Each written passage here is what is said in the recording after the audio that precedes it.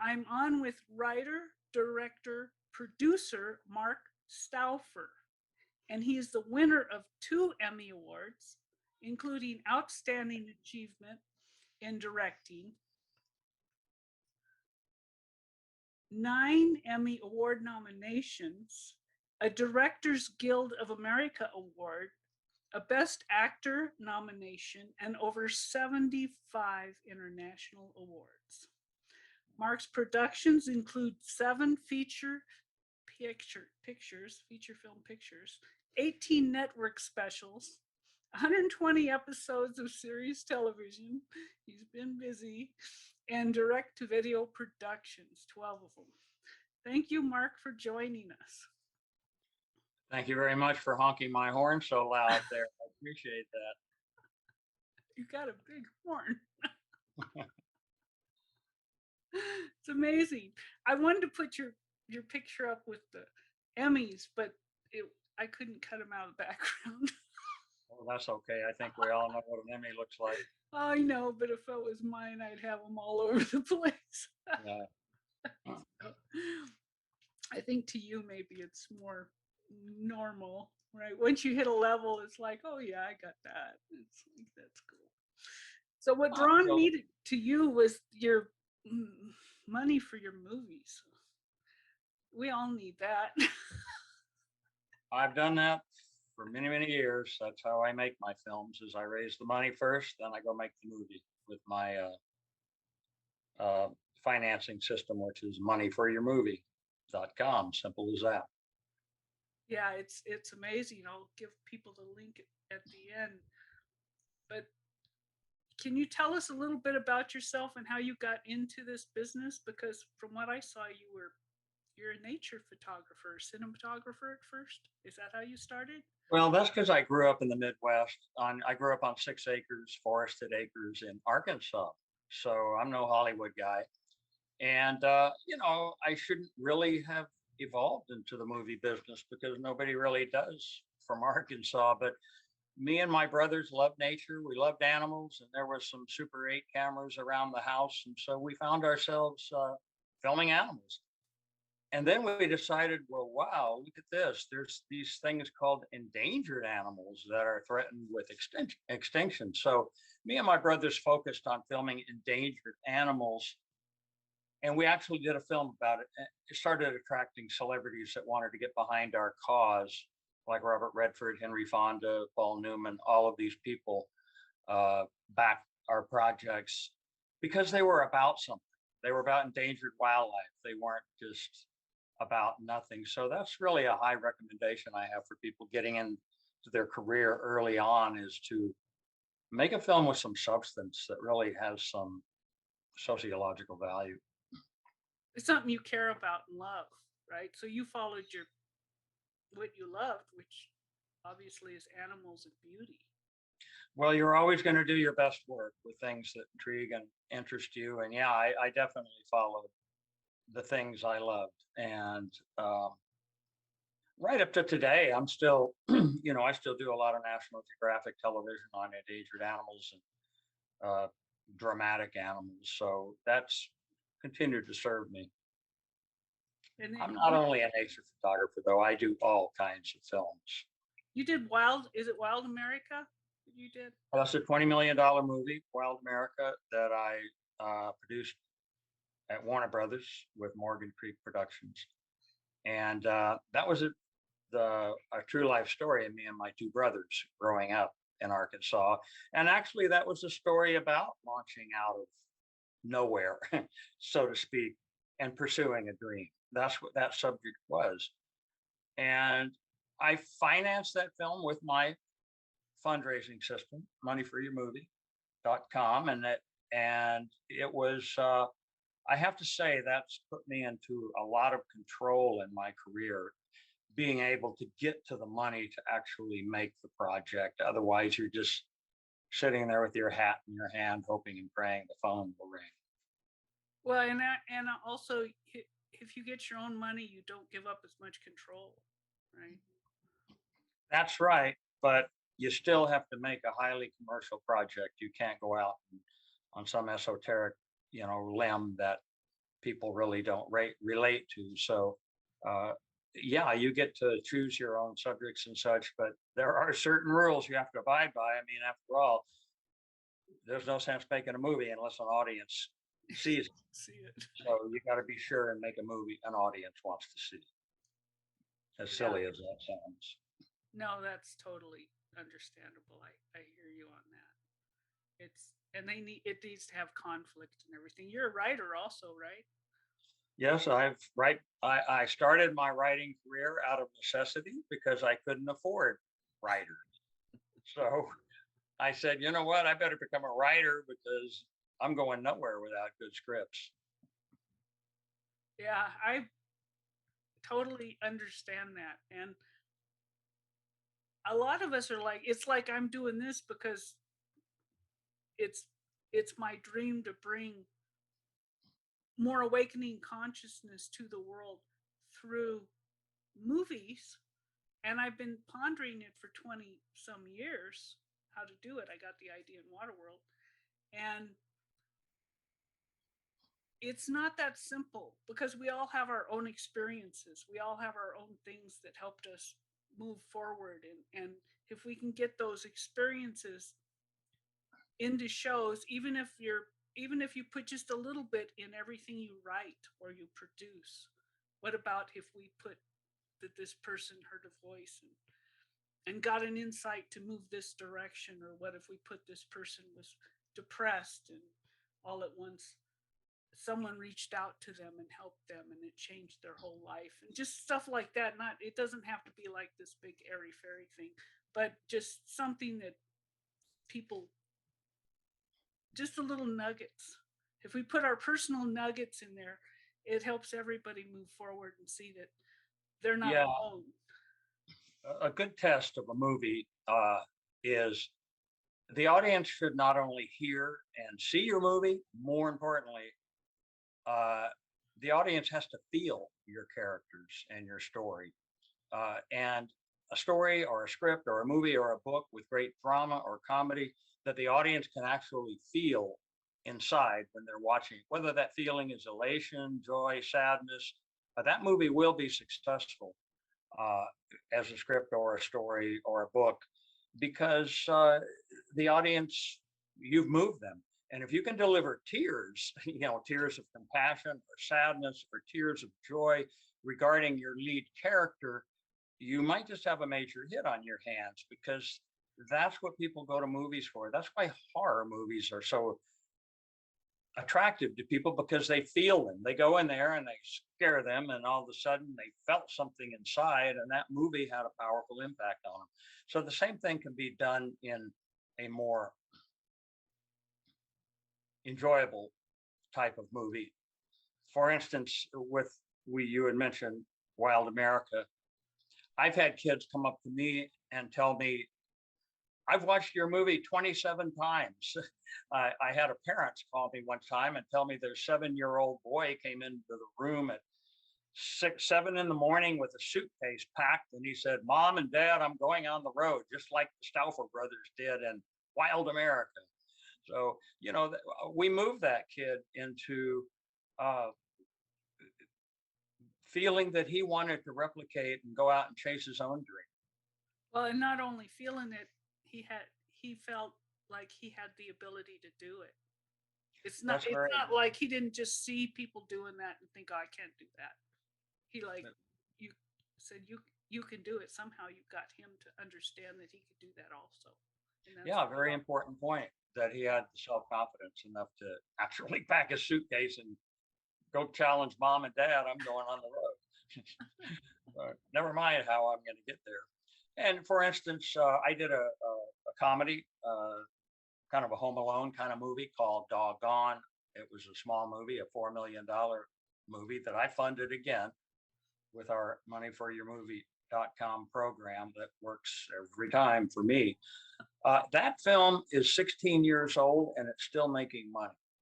Now, that's a testimony of the value of a good, feel good, family friendly film that plays broad. that the normal earning life of a movie is 5, 6, maybe 7 years maximum. And here we are 16 years later, and that film is still selling globally.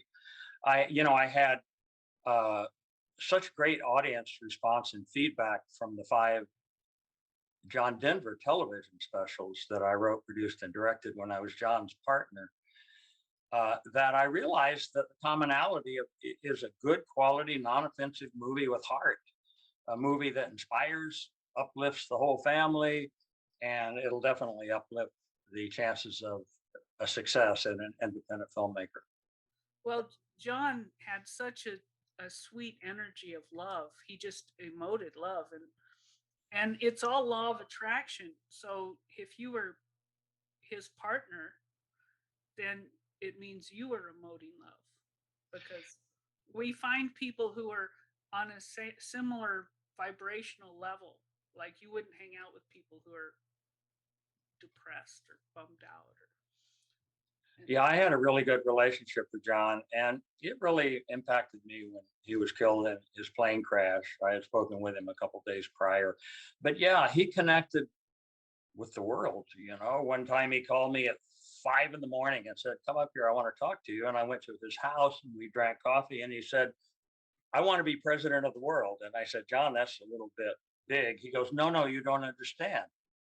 I don't want to say anything. I just want to connect people with music because it's a positive thing. It's a thing that we can all share and enjoy, and it's a commonality to all people." Of course, that didn't happen. It only happens, when you sell records. But that's where John's head was at. He just cared about doing something good in his life. yeah, he was one of the few people I cried about when he died. It hit me really deep, because there's people on the planet that are holding the light to a very high level, and he was definitely one of them. Yeah, I was with him every day for 5 years, basically on and off, and it was effective to me when he died. I was sorry to see that. Yeah. Light airplanes and weather, not a good idea. Well, I'm a pilot too, and I was kind of worried when he, Yeah, because well, that's an experimental plane he was flying, right? it was an experimental plane, and it was his first flight in Yeah, it. he went down in the lake. Uh, yeah, he went down to Monterey Bay. He was heading up there to see his daughter, Anna Kate, which makes it even more sad. And, he couldn't figure out how to switch the gas tanks from the main tank to the reserve, and he pancaked onto the water. Well, everybody leaves by their own choice. Yeah. According to what I understand how the universe works, every death is a suicide, because we're all creating our own reality. So Mm. that was a quick way to go out. It's Yeah. like, So raising my own funding has given me the liberty of make films that I feel I can be proud of ultimately. That I can be happy I made that film, and I can have a kid come up to me and say, "Hey, I've seen your movie 27 times." That feels kind of cool, to realize that it had an impact. It was a #1 Disney Channel film in New Zealand and Australia, and I'm sitting here in Santa Barbara thinking, isn't that amazing? I mean, that movie 16 years later is still very popular around the world. So I don't mean to harp on the same thing, but I'm just saying that people want to come away from your movie feeling like they got something out of it, something good, and it made them feel a certain way and perhaps strengthened their own desire to do something good and to make something good. well, if you can trigger in their subconscious mind a realization of a resonance in energy with their source energy, then they'll feel the goosebumps, or they'll feel the liquid light, or they'll feel that sort of stuff. It's sort of the opposite end of the stick of horror movies. But when people are into horror movies, I don't know if you know this, but I was one of the first professional psychics on the internet in 1995. So I'm, I've done sessions for people in the White House press room, Air Force Two, and stuff, so, and FBI and stuff like that. And if you're doing horror movies, usually the people who are watching horror movies are dense and they can't feel anything. And so they need that impact to feel. But when you're at the higher levels, that impact hurts. It's like it's too intense and it hurts. It doesn't feel good until you get transparent, but then you're not attracted to that kind of thing. But you're attracted to animals and stuff like that, or just they radiate so much love. They're so much into, that's what people call instinct. It's alignment with source energy, and animals are aligned with that. And I, when I was young, I had, like, I trained horses, and it was my escape from reality because they didn't judge me. They were so neutral, right? They don't judge. They just be, and they love. They're just a big ball of love, especially a horse. They're a giant ball of love. And the more you can bring that to the world in whatever form that opens your heart. But it doesn't have to be. It's like I watched a show the other night. There's some shows that they're at this level. They try to make them heartfelt, but they're boring. Yeah. They're like, and you could, they kind of, I mean, I don't, I know one of my old roommates, she loved Hallmark movies, but there's a level. They all have this certain music and they all have this certain theme, and it doesn't. I like stuff like Marvel and and Star Wars and Star Trek and stuff that brings your mind to, oh, that's cool. That would be fun. That would be possible, but also incorporates these things. So I like things that are exciting and bring us all forward into the new reality. And that's, Yeah. so my stuff I'm looking at is big budget. I mean, in order to do it, that's why I was so drawn to your money for your movies. I need a lot of Well, money for my movies. yeah, it's money for your movie because I've raised a little over $20 million with my program from over 60 investors, and I think 17 or 18 different states. I've been doing it for 15 years, so I finally decided to do this moneyforyourmovie.com because a number of people have now taken that. Because when you're sitting home and you want to make a movie, it's overwhelming. Where are you going to get the money? How are you going to hire the people? You can't go make a movie with nothing. You have to put all of these elements together and they cost money, and you're basically frozen. You're a very creative, productive person, but you're frozen because you don't have the funding. So that's why I focused on, raising funding to do my films, because it gives me the choice to do the kinds of films I want to do. Do you do mindset with that though? Because even to reach out to you and these other speakers, this is my third event. It's a lot easier now, but I had to go through, oh, who might have bugged these people, ask them to talk, and so to ask somebody for, hey, you want to finance my movie? Well, Hey, it's not quite that simple, but it may be that simple. I've raised money extremely easily, but I've raised money. It's been very hard. Uh, there's a system to it. There's the kind of people to approach, the timing to approach them, how to approach them, what to ask for, to show them all the nuts and bolts of where their money is going to be spent and how it will be returned to them. These people are smart. I mean, these aren't people that usually have a lot of money, have usually earned it the hard way through intellect and entrepreneurialism. And these people are pretty clever, and you're not going to pull any wool over their eyes. So my program is very complete in showing an investor a compelling enough presentation in the form of a good quality business plan that causes them to genuinely have confidence in and believe that their money is going to come back with profit. And it does. That's the kind of movies I make. so you help ground it in. That's what I call it. You ground it Yeah. to the reality. Like if I want to go to a bank, you help set that system up so it looks good to people. Well, you got to have it all. You got to start with a great script, and the great script has to be a good story, and the good story has to be based in not plot but character.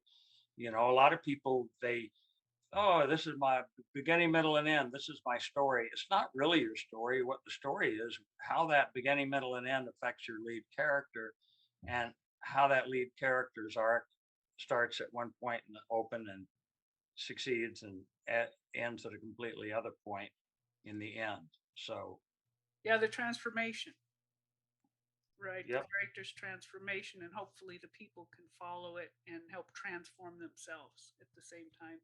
The Well, that character. was my transformation when I realized that I didn't have to sit and hope and wait, that I Uh oh, you froze. and that's when I decided I would get into the financing aspect of it, where I would quit waiting for people to give me permission to go do something. You'd be waiting a long time. Yeah, I've learned that over the years. You don't need anybody's permission. You just do what feels right to you, and you keep moving forward, even if it's just little baby steps, right? And this is such a big industry. It's like John was on earlier, and he's a line producer, and he does a whole bunch of that sort of thing, like putting the pieces together and stuff like that. And it sounds like a whole bunch of work. I mean, you really need people to help you. For me, I would need a lot of people who are grounded like you to bring it in, right? Yes, and it starts with a great story and a great script that should be made. One of the problems with fledgling filmmakers or early filmmakers is they focus on the technical. They go and get a sound man and they got a cameraman and they say, "Hey, I'm going to make a movie. I have a cameraman and a sound man." Well, what's the movie about? Well, we're still working on the script, but pretty soon we'll have it ready. That's not the way to do it. You focus on the script, and guess what? The script doesn't cost any money. I mean, if you're writing your own script or if you're working with people that are collaborating with you, you can develop a script. It's just words on paper, it's thoughts, it's ideas, it's intellect and creativity and, character arc and character development and such. So some of the most important things in a film career don't cost a lot of money, which is getting ready to make a movie by developing a terrific script and don't go out prematurely with that script until it's genuinely ready. Yeah, until it feels right, and it's yeah. That's one of the things. I'm in a lot of screenwriting coaching groups. We keep coming back to that word feeling because it's so important.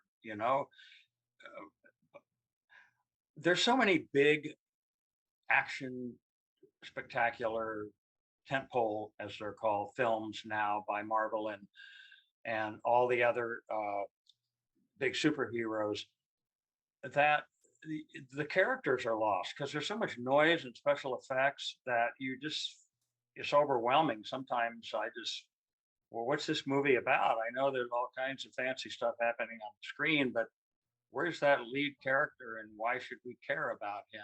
What's going to happen to that character? So I think a lot of films have too much noise and not enough uh, emotional substance to them. Yeah, the depth. They don't have the depth. They're flash, but they're appealing to more maybe a wider demographic than some of the Oh, other. they are. They are. And of course, they have what they call legs. They play worldwide. They play globally. They don't only play in America. A lot of people can make a movie that's, right for American sensibilities and intellect, and people in America get it. But you show that movie in Hong Kong, nobody knows what in the hell you're talking about. So you have to think globally because about 60% of the revenue coming into your film now is international. So how's the pandemic affected you? Has it, or did you slow down? Yeah, it has, but I kind of laugh about this a little bit because I basically live the life of a shut-in anyway. I mean, I'm a writer, I'm a thinker and a concept guy, so it hasn't been radically different for me. But assembling crews has been a possible because you have all kinds of Yeah, before regulations. yeah, you can imagine. How are you going to get 45 people in a small room all focused on it's the same thing happening. They're breathing down each other's necks. So that's now starting to free up. And in fact, I'm doing a shoot next week. So it's starting to come back to life. That's cool. Are you in LA? I live in Santa Barbara, but I work in LA a lot. Yeah, we're close. I'm in Mount Shasta. So I have a big white mountain out the window. We had snow 2 days ago. Wow, that's nice. I like snow. It's cold. I had to put my winter clothes back on. Yeah, I grew up in Four Seasons, and it is kind of odd here. Every time you see the weather report, there's seven suns right in a row. You know, what's the weather for the next week? The same thing as it was last week. So I do like the seasons a lot. Yeah, we have them here. I was in Hawaii for 21 years, so and then I moved to Ashland and I froze totally because my blood got thin from Hawaii, and then so I acclimated and I moved here. So Are most of your listeners filmmakers, or are they writers or a lot authors? of them are screenwriters, and I don't know. They're all over the place. I think more there's a lot of them are actors too in training because I've Mhm. had a lot of actor trainer people I've interviewed, but they're serious people. The people in this group, they Yeah, want to bring, and they also know they're spiritual. They because they look at my website and the email I send out says who I am, so it filters out the people who aren't into bringing awakening concepts to the world. So have you had any transformational, like, not transform, I mean, we've all had but have you had any spiritual experiences where you all at once you felt your mind break through a new level, or yeah, I do. I'm hired to do a lot of international work, like Siberian tigers. I've won an Emmy for doing a film on those Nambit elephants in Namibia, uh, submarines at 17,000 feet, yeah. which I shouldn't have gone down on, a mile deeper than the Titanic, but I'm still here to talk about it. Uh, I remember one time I was in Namibia at a place called the Skeleton Coast. It was called the Skeleton Coast because each morning the wind would blow so hard you could go out and find human skulls out in the desert where we were working, because so many people had historically died in shipwrecks and thought, I'll just cross this desert and get rescued on the other side. Well, there isn't on the other side. It's like a 600-mile across. So I was out in this desolate place, and I've never seen so much space around me, and there was nothing for as far as you can see. And I just had this feeling that, God, I could be the first person on Earth. I could be the last person on Earth. I could be on another planet. It was a time when I just totally disconnected myself from society and culture and the reality of living around people, and I was just connected to this world. And just instilled in me a lot of confidence that I have control to take my life left, right, back, forward, up, down, whichever direction you want to take it. And it really helped. Sounds sort of like a meditation. You were kind of in a meditative, expansive space because you did see thought forms float around Earth, and so I'm on Mount Shasta. That's why monks live on mountains because there's less thought forms. If you're when you're in like LA and stuff, all these people's thoughts are floating around, and you have to be a little more transparent and strong to handle, to be who you are inside yourself. And when you get in a place like that, you could just let your mind expand without being distracted by TV or others or whatever's around you. So that's really cool. Yeah, it's hard to do. There's a lot of noise. I mean, we're checking our email, we're getting mail in the mailbox, we're looking at all of our little messaging on the computer. There's not much time for ourselves anymore. And I guess the point I'm making is, out in the middle of nowhere, out in the Napa Desert, with elephants and baboons that would pull my hair at night. I'd wake up, baboons would be yanking on my hair at night, which was a kind of a scary thing. Yeah, they're And strong, right? it's a big animal. Yeah. Uh, I really said, I'm going to take this experience of being first person that's ever lived on the planet, and I'm going to focus and accomplish what I want to do in my life. And that's why I've had the confidence to really start the financing of my own films, because I knew that I was going to burn too much time waiting for other people to do that step for me. Well, and this is such a gift to the world. I'm going to put it in the chat, your link, because everybody needs this. Even if you don't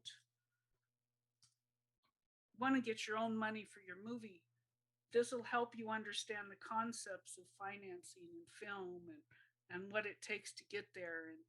And you'll have a lot more confidence and you'll be able to talk to producers at a level that they're at, because a lot of producers, that this is what they deal with.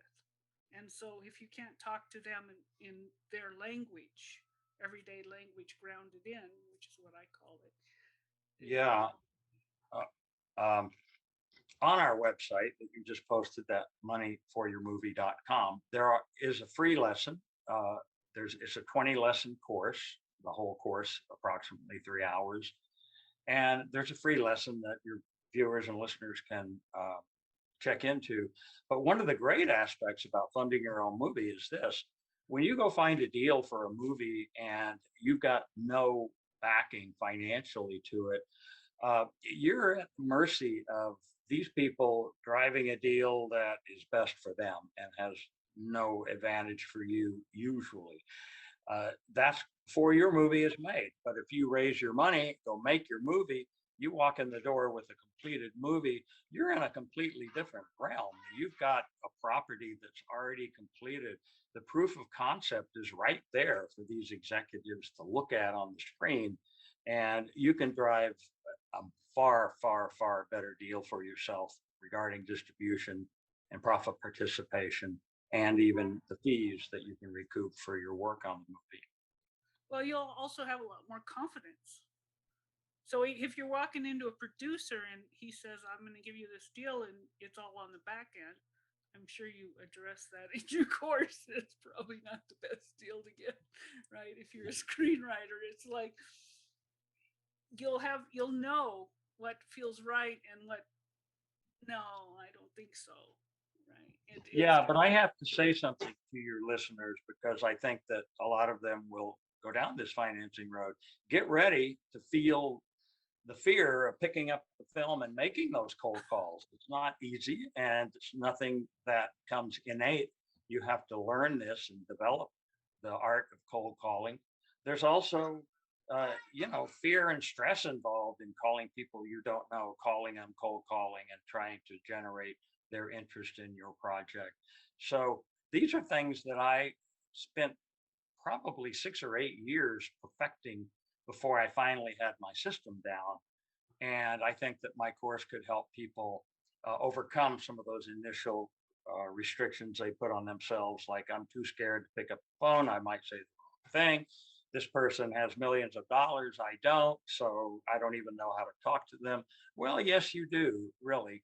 You just have to tell them something they want to hear. So, dealing with the fear and anxiety of actually launching into cold calling and fundraising is a big part of my course.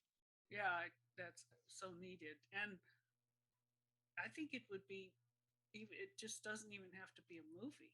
It has to be, if somebody's got a project and they want to know how to get money for it, right? And now things are virtual. There's so many projects that are out there. Some people are gamers. I've had gaming creators on here, and they might be the creator and need somebody to help them uh, get money for their gaming system or their game they're creating. It's Yeah, I'm really glad you mentioned that, because there was a crossroads we had.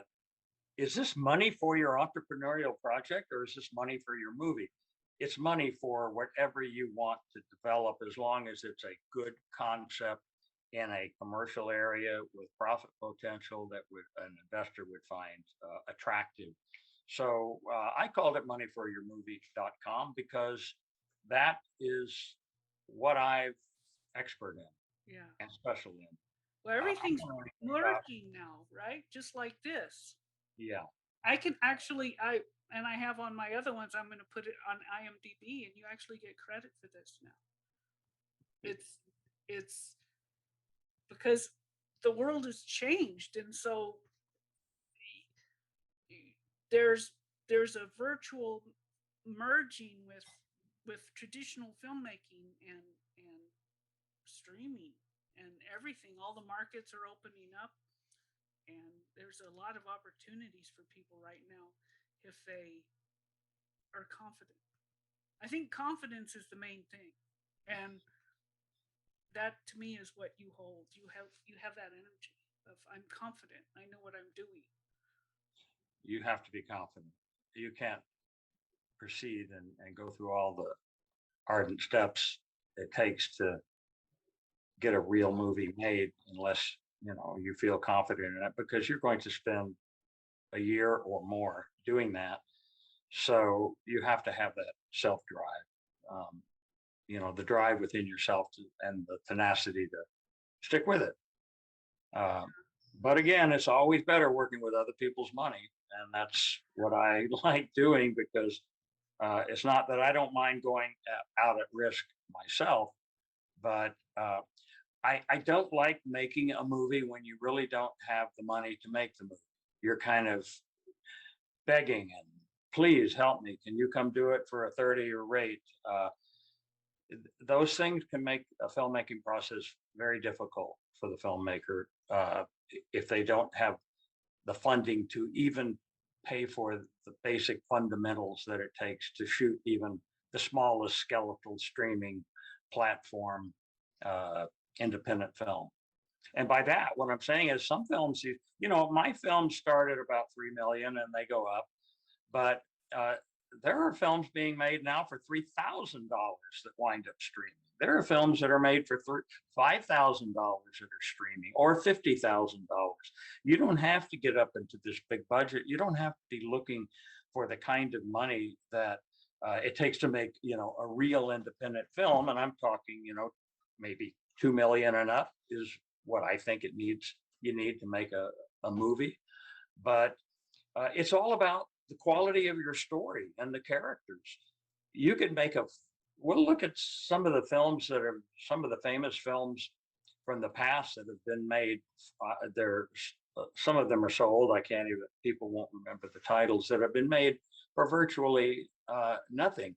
Like Robert Rodriguez's first film, El Mariachi, was made for $5,000, and it wound up making hundreds of millions of dollars and launched his entire career.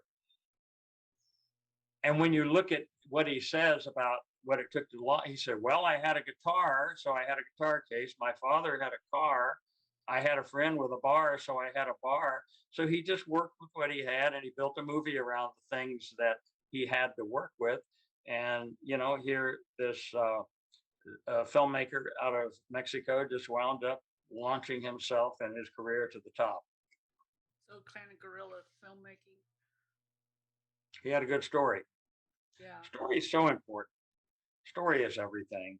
A lot of people, they just put story down the list somewhere. A story is the most important thing, story and character. And it doesn't cost you money to do that. You do that on your own. You use your own creativity and intellect and is to go out and develop the script. And you don't have to start spending money till you get the hardest part done, which is the screenplay. Yeah, and then you have the confidence. For me, even if I got other people to produce, or if I sold something to, say, a streaming platform or something, it would help me in the negotiation to know that's a good offer or that's not a good offer. And I think that's where a lot of people are. They just don't have a concept of what's a good offer for a first time screenwriter or filmmaker. What is normal? Do you talk about that in your I talk about that. It used to be that kind of information was hard to get to.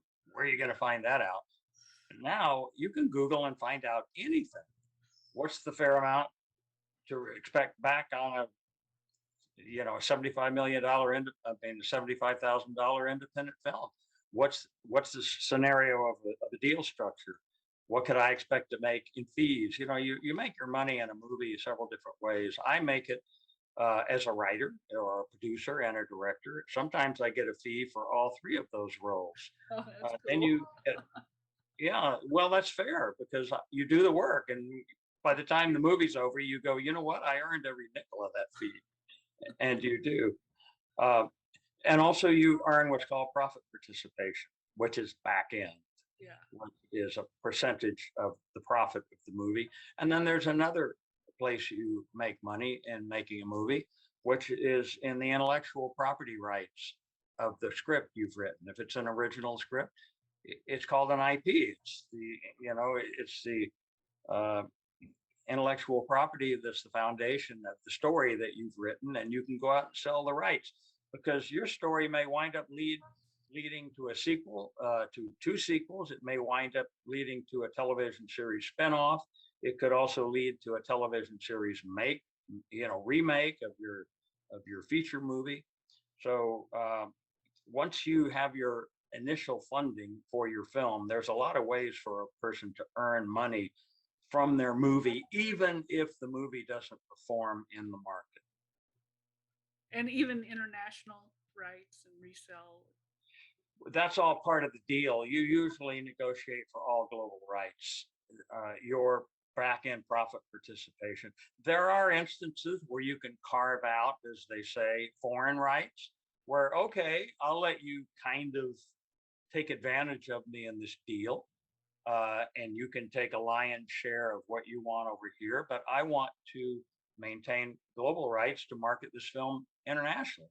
You take domestic, which is, US, Canada, Puerto Rico, and all, satellite properties, and I'll take international rights. And I've done deals like that too. Yeah. You So can make a deal like that when you go in with a finished movie. That's why I raise money with moneyforyourmovie.com, because you can drive deals that you can't drive. I mean, you can force deals that you can't force when you're selling an idea rather than selling a movie. so you actually got money to make your .com, to make your course? Like, did you get financing to make your course? Is that what you No, said? I didn't have anybody fund Oh, you did. It's just moneyforyourmovie.com. I yours. did that independently on my own. Uh, had a wonderful partner in it, Robert McCullough, who is a enormously successful screenwriter, created lots of hit television, and Bob recognized the value of the project that I was working on. Uh, Bob also runs a couple of screenplay contests, which is Los Angeles Screenplay Contest and WIKI Screenplay Contest. So uh, Bob and I both recognized the potency of the internet and the reach that you have with the internet that you didn't have before the internet came into play. I'm old enough to remember before the internet, you know, the dark ages. And all you had was newspapers and magazines and television to gain information from. Well, now you can get to any information you want. And guess what? You can also get the home address to practically any billionaire in America through the internet. You can get just about anything you want from the internet. So that's why uh, Robert McCullough started his screenplay contest, Wiki Screenplay Contest. That's why we partnered, and I did moneyforyourmovie.com because the timing is right. This is how you do it. This is the new way you do it. You put yourself out there on the internet. It's an integrity project. You back it with substance and honesty and quality, and people will come. That's what I've noticed with this event, Visionary Entertainment Leaders Conference. It's people are helping me, and I before didn't know people would do that.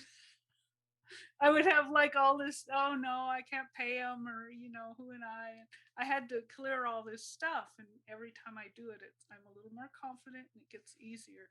And I think that's the same way with getting money for your movie, is holding yourself in your field that this is what I'm doing, and you just keep moving forward with it.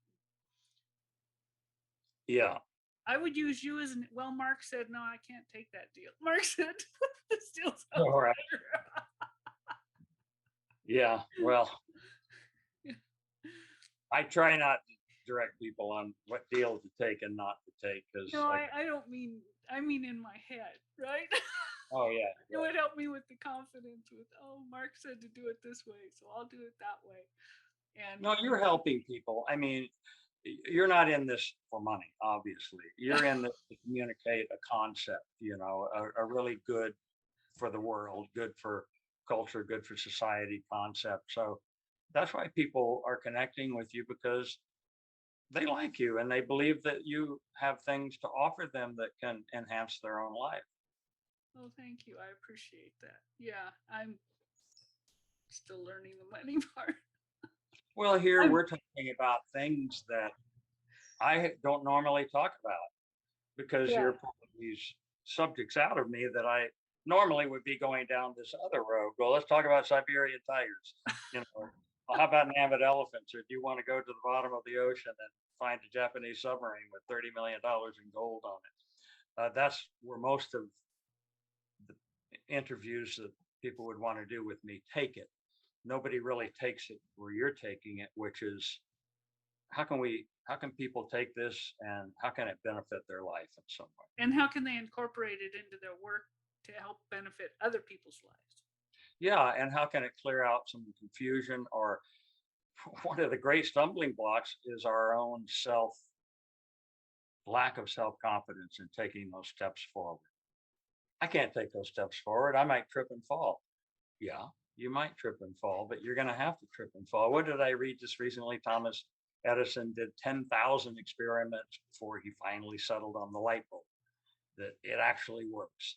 Yeah, Well, kept going. that's a true story. He's Tesla too. They stayed their little garage building things for 10, 20 years before something worked for them. Yeah, he's a little more. I love Elon, but I think he's a little negative based because he's trying to save humanity by going to another planet when it might be nice to clean this planet up first, in my opinion. I like watching him, but I'm not going to live on Mars. Sorry. Well, and he does, so he's motivated, but he might be motivated from something that rather than a positive. But I guess as positive as and Tesla is such a wonderful thing, so it does help the world. I love people who help the world. Well, I was on a ship with Jeff Bezos, the richest man in the world, for 6 weeks. No, 4 weeks in the Bermuda. We were recovering the Apollo 11 rocket engines that took Neil Armstrong and Buzz Aldrin and Stephen Collins to the moon. So we recovered these famous rocket engines from 14,000 feet for Smithsonian Institute. And what Jeff Bezos and Elon Musk are doing is they're building their legacy. They're going to be dead one day, and they just want to leave something behind that they were known for, other than making a pile of money. So, and I think that's there. There's some integrity to that, but I'm still not going to live on Mars. Sorry. Well, I'm signed up to be an astronaut on Jeff's system, right? You can sign up to be an astronaut right now. Right now, they're taking bids if you want to bid to get on there. Well, I know Jeff Steele well because I've spoken to him about it at great length. He's got his plan is a New York to LA suborbital flight in under an hour and a half. That's his skipping on first. the atmosphere, right? Just skipping. Yep. Go New York to LA on a supersonic, whatever it's going to be. It's going to be fancy, and it's going to have rockets on it. I can tell you that. Not going to be prop. And that's what Jeff's first thing Jeff has planned is these coastal, enormously immediate flights, like the Concorde times 20, so to speak. That'd be cool. That'd be cool. I like that kind of thing. Um, I went to the, what was it called? The 10th anniversary of the Ansari X Prize, which was with Richard Branson. They put up the money to, well, Richard Branson's got the contract for it, but they put up the money for the first private people into space. And I was invited to go, and I went, and I met the first private woman into space, which ended up happened to be the lady. Yeah, and sorry is her last name. She helped fund the $10 million X Prize, and so I'm part of that. I keep up with them. They keep doing wonderful things. Do you know who I'm talking about? The X Prize Foundation. Oh yeah, I Yeah, know what you're talking. yeah. So it was, I met Richard there, and a lot of people. Spirit told me how to meet Richard because they took him out the door. Like he's got, you know what I mean? It's like meeting, and so Spirit told me how to do it. And Yeah, it was a long time ago, but I did a not National Geographic, it was a ABC special with John Denver called The Higher We Fly. And one of the sequences that we flew F-15s and hot air balloons and biplanes and just about everything that fly in that show. But we went to Johnson Space Center in Texas, and we were in the flight shuttle simulator before the flight shuttle ever flew. And there was some question whether it was ever really going to fly as the space shuttle. And I remember sitting there, and John trained and learned how to fly the space shuttle simulator, but it was pretty cool. I sat there and we did a mock landing, and I was actually in the shuttle when I get airsick pretty easily. And it made me a little nauseous because, those things they're on a rocking pivotal, and you're getting all the sensation like you're really landing with winds coming in and headwinds, tailwinds. So I don't think I'll be flying the space shuttle either. maybe not in this life. Maybe in the next one. Well, I already flew it. I don't have to do Oh that. yeah, it's true. Leave it open. Let me share your link again for people to get your course. Yeah, you get the first video free, and I watched it. It's amazing. So if you all sign up over there, you can get into Mark's course. It's a good course. It's an honest course. It works. Like I said, I've raised $20 million with the course. And I don't mean one time. I mean, I've raised $1 million here, 2 million here, 3 million there, 1.5 million, 2.3 million. The aggregate of all that is $20 million from a consortium of over 60 investors in over 17 different states. So you get to the point where you make the decision, this isn't an accident. This is because it works. It's a system.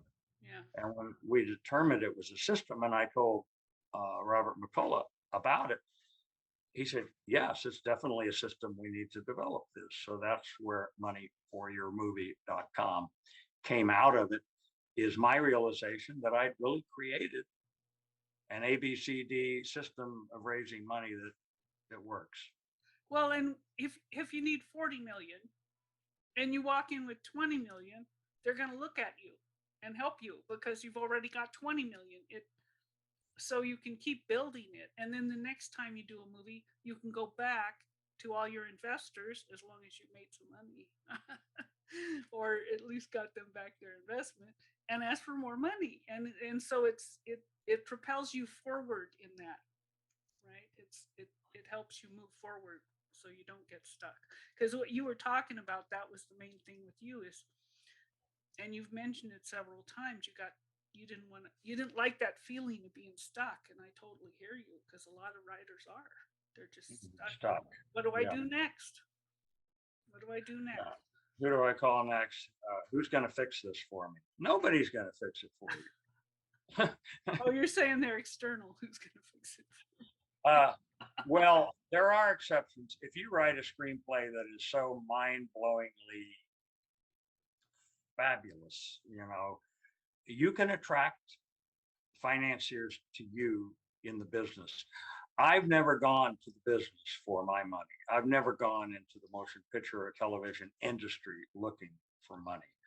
I've always gone outside of that. I've gone to Mid America, where you're not in Los Angeles driving down Hollywood or Boulevard or Vine or whatever.